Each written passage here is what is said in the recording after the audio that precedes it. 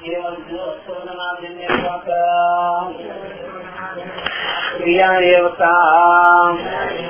पुरुषतंत्राद्या या तो प्रसिद्धे अग्नो अग्निबुद्धि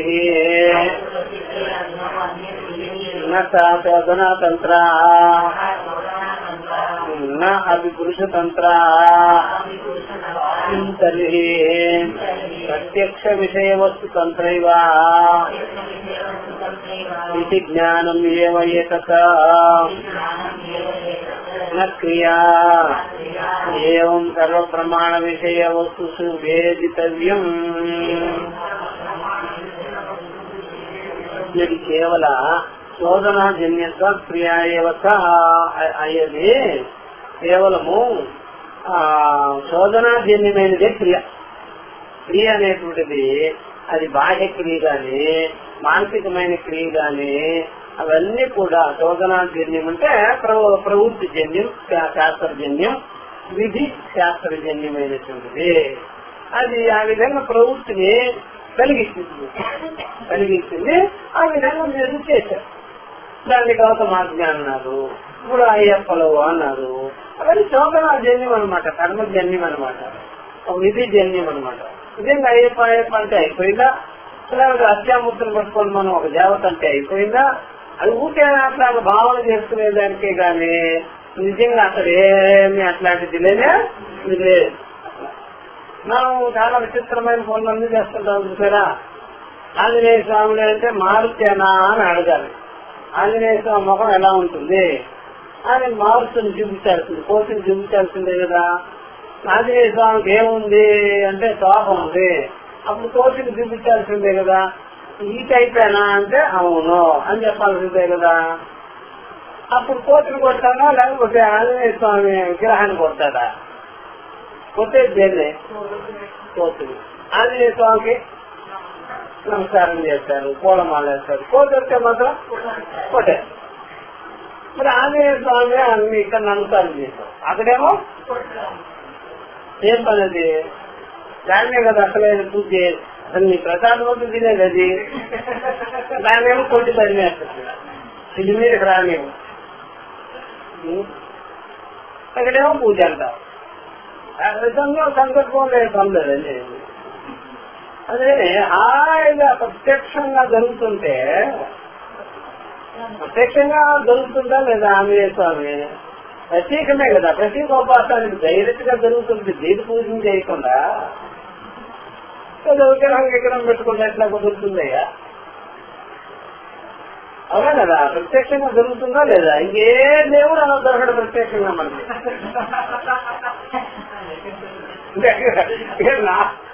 చాలా బాగుంటాయి. దేవత కావాలి కాబట్టి డైరెక్ట్ గా జరిగేటప్పుడు వాటిని ఆచరించకుండా ఏం కదా డైరెక్ట్ గా జరుగుతుంది.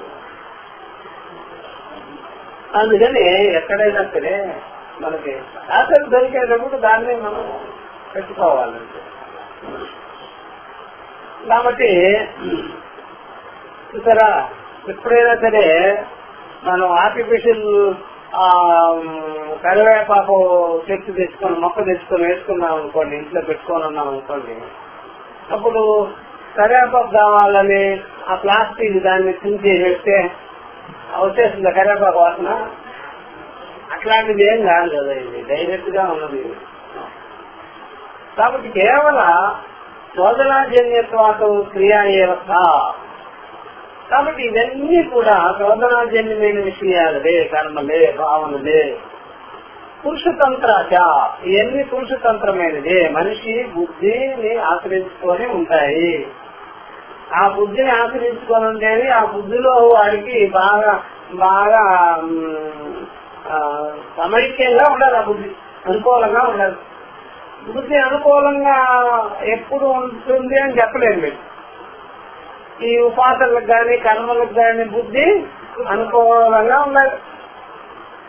ప్రతికూలంగా ఉంటే జరగవు.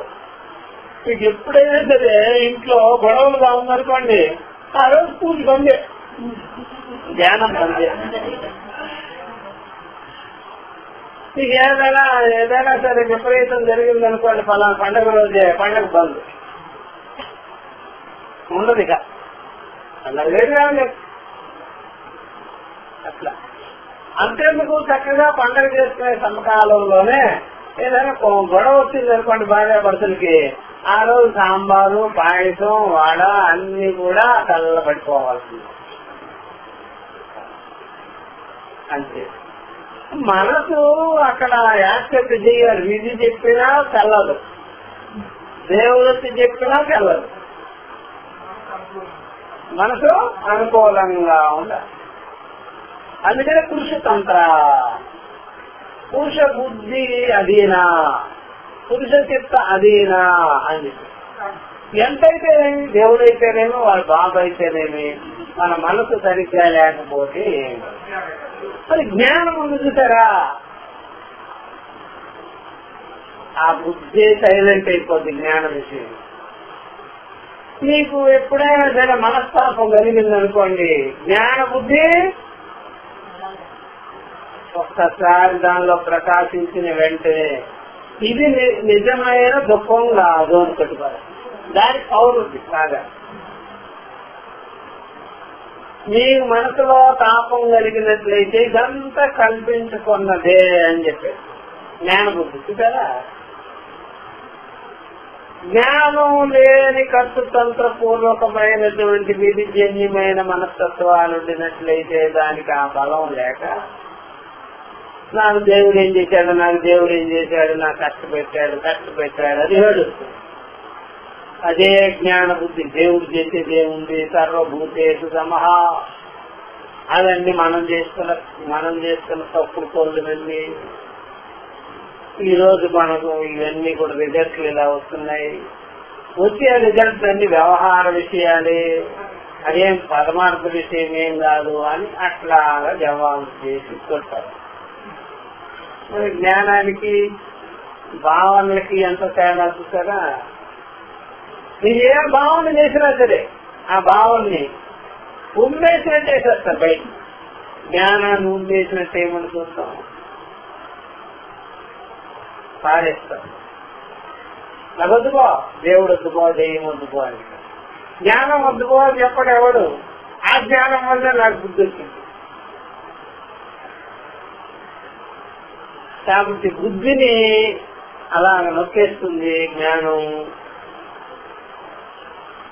ఉపాసనాదులు బుద్ధితో నెట్టబడుతుంది. రోజు పాడారు చూసారా. ఏదో మీకు అనుకూలంగా ఉంటే అక్కడ చేయలేరు మీరు. ఆ బుద్ధికి అనుకూలం లేకపోతే నెట్టిపడేస్తుంది, ఏమని లెక్క చేయదు. అందుకనే ఆ భక్తులు తిట్టేది దేవుడిని. భక్తులు అందరు తిరుగుతుంటారు దేవుళ్ళు చూసారా. ఏం దేవుడు నాకేం చేశాడు అని తిట్టేస్తుంటారు, వెలిగిస్తుంటారు. ఏం చేశారు, అలా చేశారు, ఇలా చేశారు, నా కొడుకుని కాపాడాలా, నా కూతురు కాపాడాలా, నా భార్యని కాపాడాలా, ఏంటో కాపాడింది, నన్ను కాపాడాలా, అది కాపాడాలా అని అంటుంటాం లేదా. అందువల్ల దేవతలు కూడా ఎప్పుడైనా సరే అడిగి మణుకుంటారు. వాళ్ళకు కూడా మీరైతే భయమే. ఇప్పుడు బాగా అనుకూలంగా ఉన్నారు కాబట్టి ఏదో ప్రసాదం నైవేద్యం అంతా పెడుతున్నారు, స్తోత్రాలన్నీ చేస్తున్నారు, పూజలు చేస్తున్నారు. ఎప్పుడో నీకు చక్కెర అవుతుందంటే మా వీపు వాటింది కదా. ఎవరికి మీ చక్కెర బట్టి నాకు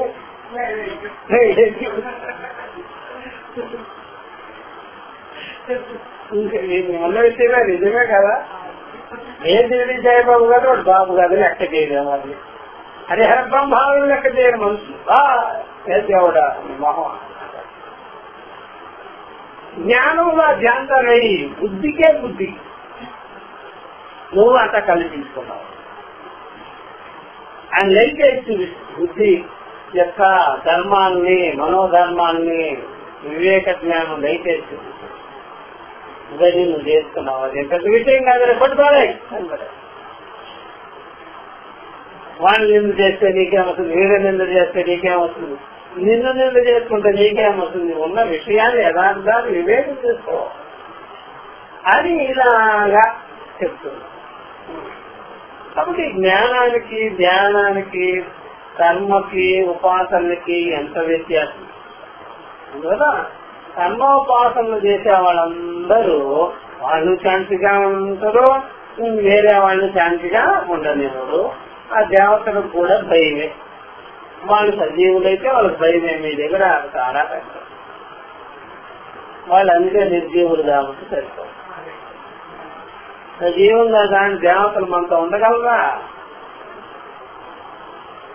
ఏం ఉండలేదు, ఆగిపోతారు. కాబట్టి ఈ ప్రకారంగా కేవల చోదనా జన్యత్వాలు క్రియా ఏవత పురుషతంత్ర యాతు ప్రసిద్ధి అగ్నో అగ్నిబుద్ధి నకా చోదనా తంత్ర నాకు పురుషతంత్ర కింతరి. కాబట్టి ఏదైతే యాతు ప్రసిద్ధి అగ్నో అగ్నిబుద్ధి, కాబట్టి అగ్నిగా తెలుసుకోవడమే నిజం కదా. అగ్నిగా తెలుసుకోవడం. మనుషులు పట్టుకొని అగ్ని అని భావన చేసేది అది కల్పనే కదా, అధ్యాసే కదా, ఆరోపణే కదా. అది నిజం ఎలా అవుతుంది? ఎవరో శాస్త్రం చెప్పారు, నేను అలా చేస్తున్నారు. అట్లాగే ఎన్నో విషయాలు ఉన్నాయి. పసుపు ముద్ద ఎందుకు గణపతి బుద్ధి, ఖజూరాలు పెట్టి నవగ్రహాలు అనడం.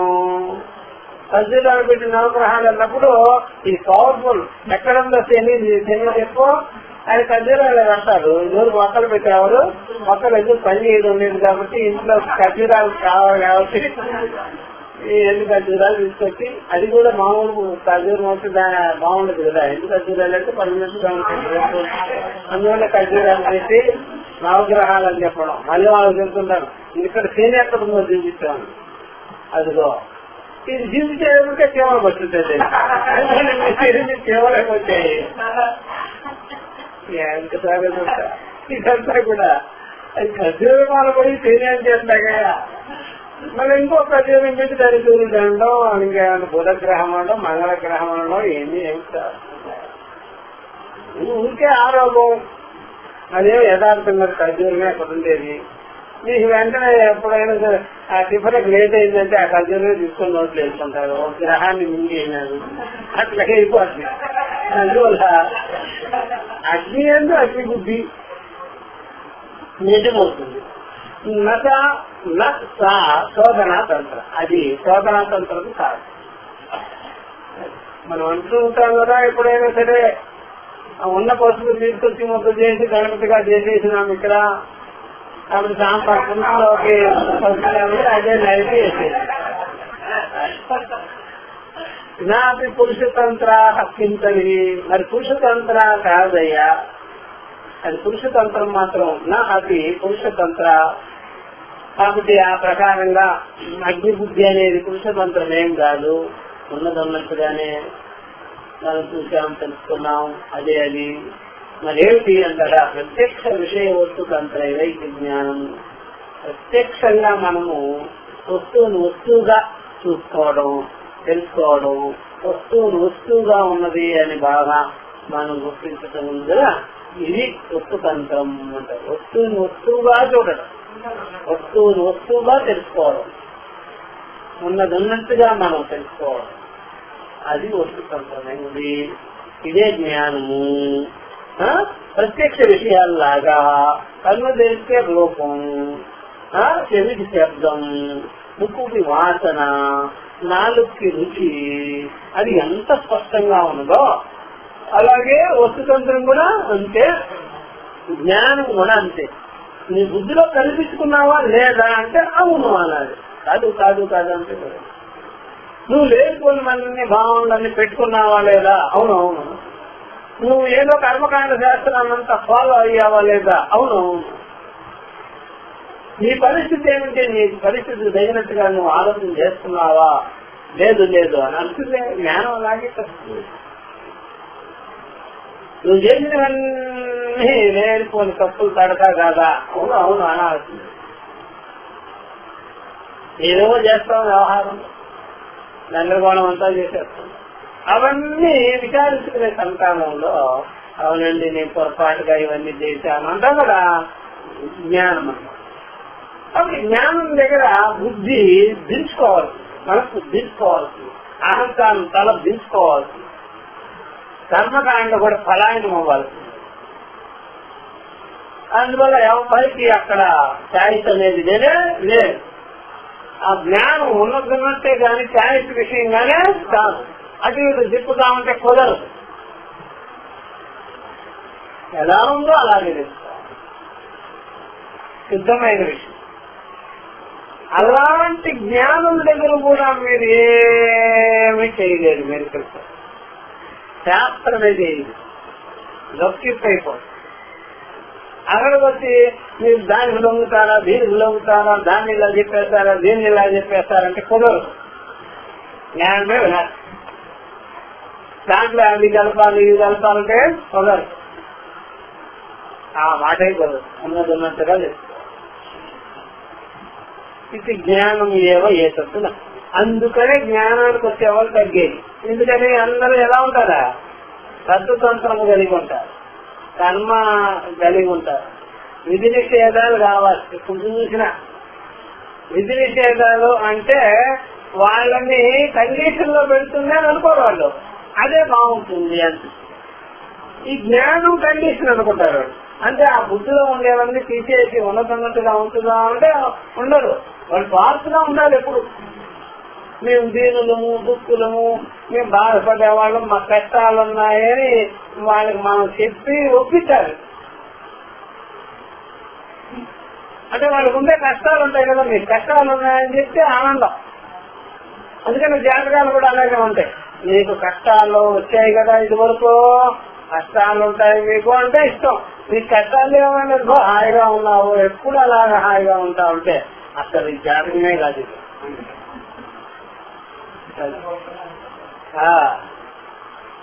అదే అన్నమాట. దానికి జాతకం మన దగ్గర ఏది లేదని జాతకాలు చూసుకోవడం, వాస్తులు చూసుకోవడం, గ్రహాలు చూసుకోవడం ఎవరికి అంత పని. ఎవరికైనా దాంట్లో ఆ విధంగా పెట్టేది. జాతకం ఎలా ఉంది, జాతకం ఎలా ఉంది అని ఇది రోజు జాతకం ఎలా ఉందో అలాగే ఉంటుంది. కాబట్టి ఇవన్నీ లేనిపోయినవన్నీ ఆరోపాలు చేసుకొని మనుషులు ఆ ప్రకారంగా కుదించుకొని పోతుంటారు.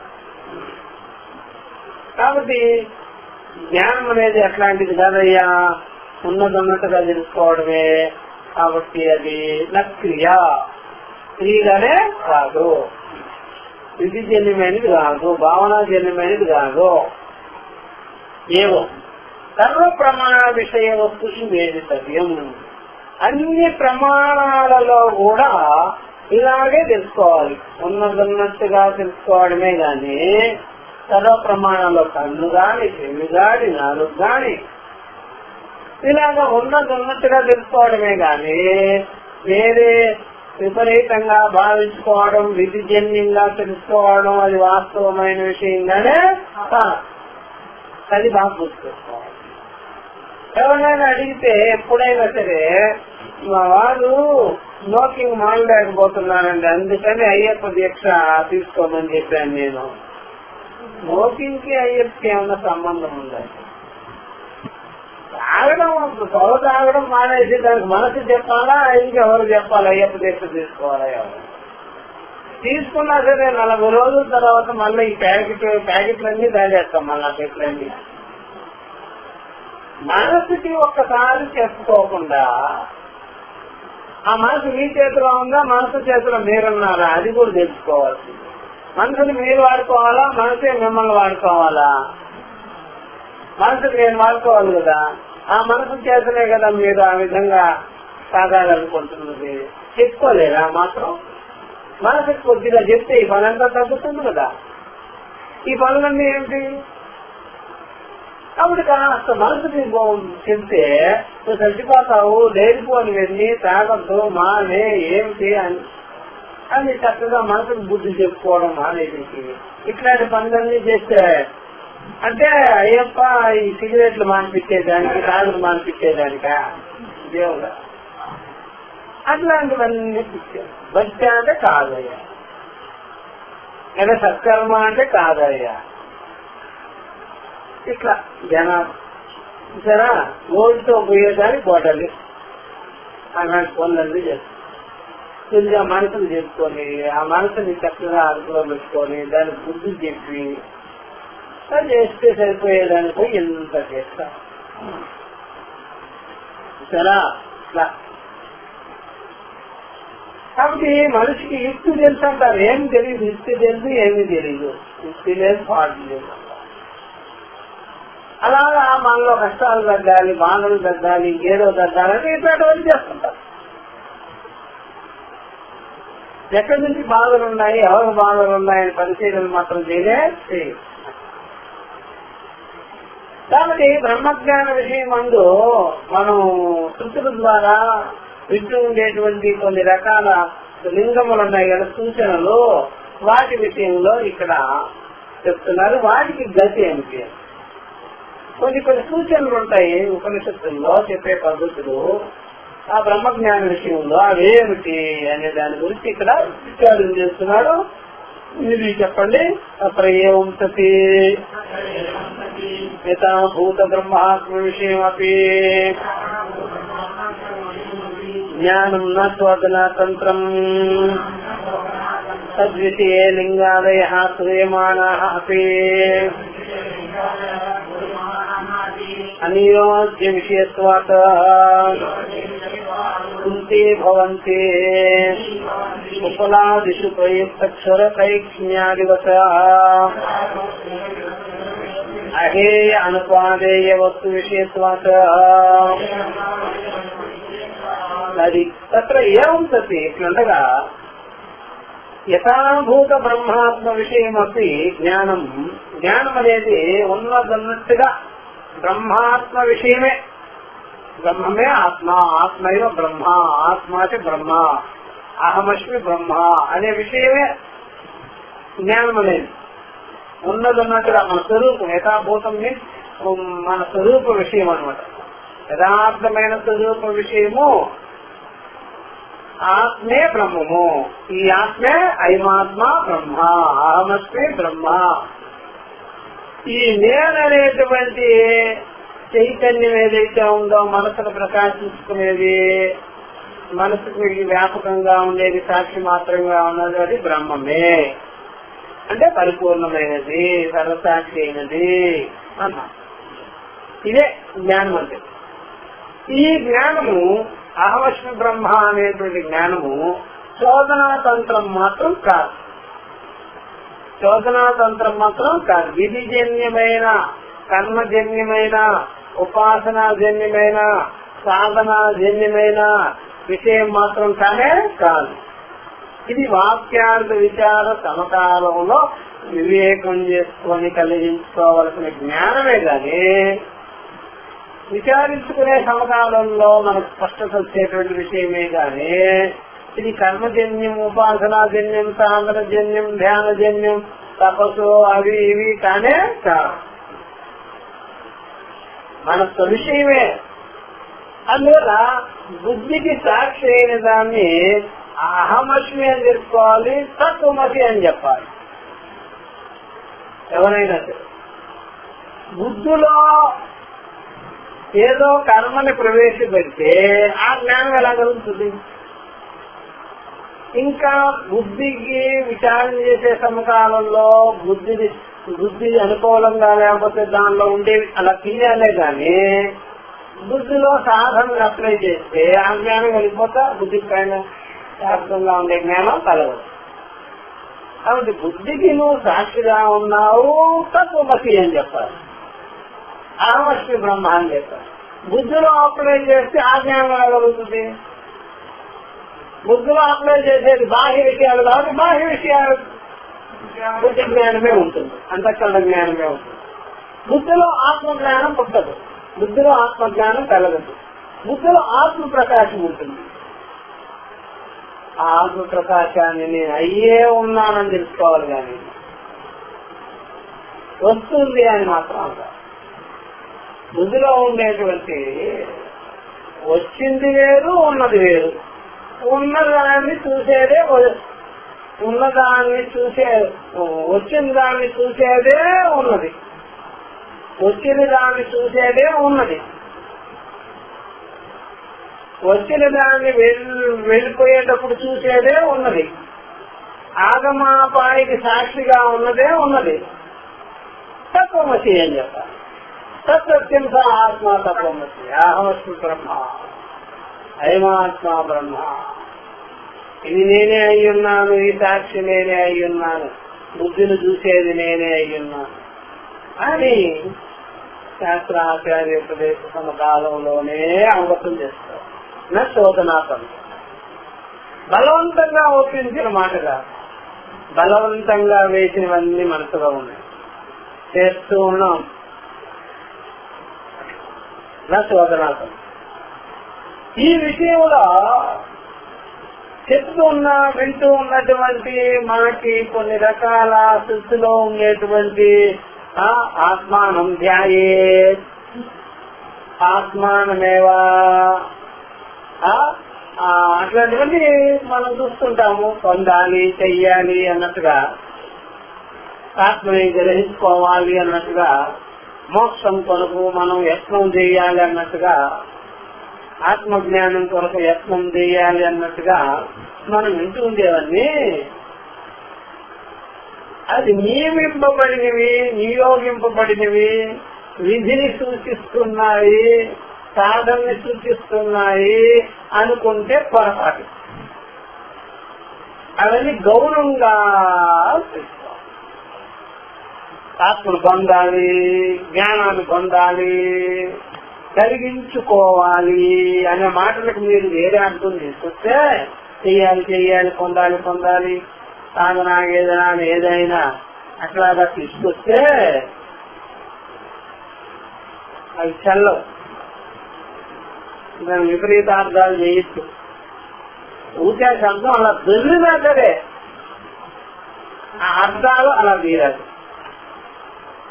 అర్థాలు అలా తీరాలి. అట్లా తదు విషయ లింగాలయ శ్రీయమాన అపి.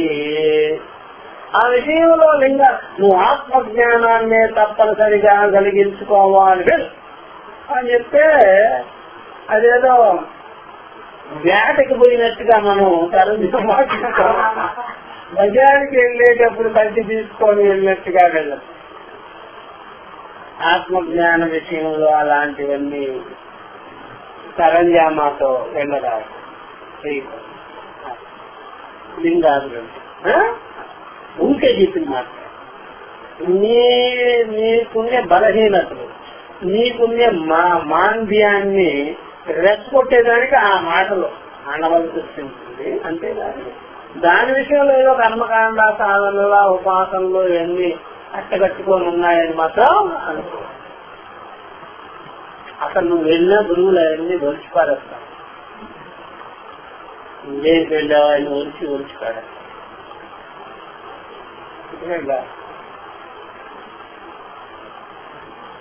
గురుగారిని మోక్షం పొందాలి సాధన చెప్పండి, ఆత్మజ్ఞానం పొందాలి సాధన చెప్పండి అంటే రోజు వింటూ ఉండు, తర్వాత చెప్తానులే అంటాడు ఆయన. తర్వాత చెప్తానులే, ఒక రోజు చెప్తానులే నీ కోసం, రోజు వింటూ ఉండు వినగా వినగా వినగా వినగా అర్థమైపోయిన తర్వాత చెప్పమంటావా? మీరు చెప్పేదానికి ఏముందండి, పెండింగ్ లో పెట్టాలి. ఎందుకంటే చాలా మంది ఏం చేస్తారంటే ఉద్యోగం కోసం మీరు వెళ్ళారనుకోండి, ఆ ఉద్యోగం పెండింగ్ లో పెట్టి మిమ్మల్ని తీసుకుంటారు. మోక్షాల కోసం మీరు వెళ్ళారనుకోండి, సాధనని పక్కన పెట్టి యథార్థం చెప్తారు. యథార్థం చెప్పిన తర్వాత మీరు సాధన అడుగుతారా అడగదా అని అది కూడా చూస్తుంటారు. ఇప్పుడు చెప్పమంటావు సాధన అంటే ఇంకేంటండి చెప్పేసినారు కదా ఉన్న విషయాన్ని. ఒకవేళ బాగా చెప్పేసి విన్న తర్వాత కూడా మీరు అప్పుడు అన్నారు కదా సాధన చెప్తామని అంటే ఇది అర్థం కాలేదు కాబట్టి గుర్తునే ఉండు, తర్వాత చెప్తాలే అని చెప్పాలి. కాబట్టి ఈ విషయంలో లింగాలను శూన్యమానం అప్పుడు వింటూ ఉన్నప్పటికీ కూడా అనియోగ్య విషయత్వాతో అది నియమించవలసిన విషయం కాదు, మరి అది విధించవలసిన విషయం కాదు. అలాగా మోక్ష విషయంలో, ఆత్మజ్ఞాన విషయంలో అలాగా మీరు చేసినట్లయితే, నియమించినట్లయితే, విధించినట్లయితే ఆ యొక్క జ్ఞానాన్ని బోధించేటువంటి శృతులు కుంఠీ భవంతి. శృతులనే కుంఠీ భవంతి. కుంఠీ భవంతి అంటే వాటికి పదము తగ్గిపోతుంది, ప్రమాణానికి పదం తగ్గిపోతుంది, శాస్త్ర ప్రమాణానికి పదం తగ్గిపోతుంది. మంచి పదునైన కత్తిని రాటికేసి కొడితే ఏమైపోతుంది? పదును పోయినట్టుగానే పోతుంది. ఉపలాదిషు ప్రయుక్త క్షరలైక్ష్మ్యాధిమతో అని.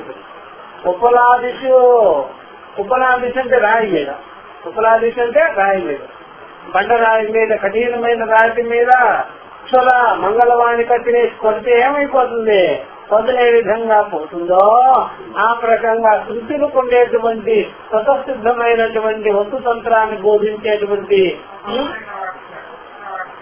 పదునైన వాక్యాలు ఉన్నాయి కదా, అది నిరంకుశమైన వాక్యాలు. నేను ఎవరిని కాకరా లేదు, నువ్వు బ్రహ్మమే అయి ఉన్నావని. నువ్వు వైష్ణుడైతేనేమి, క్రైస్తవుడైతేనేమి, ముసల్మాన్ అయితేనేమి, నువ్వు బ్రహ్మమే అయి ఉన్నావు అని చెప్పేటువంటి వాక్యాలకి పదులు పోతుంది, ఉన్నదన్నట్టుగా చెప్పుకోవాలి. ఇది మనం నెక్స్ట్ క్లాస్ లో. ఓం సహనావతు సహనౌ భునక్తు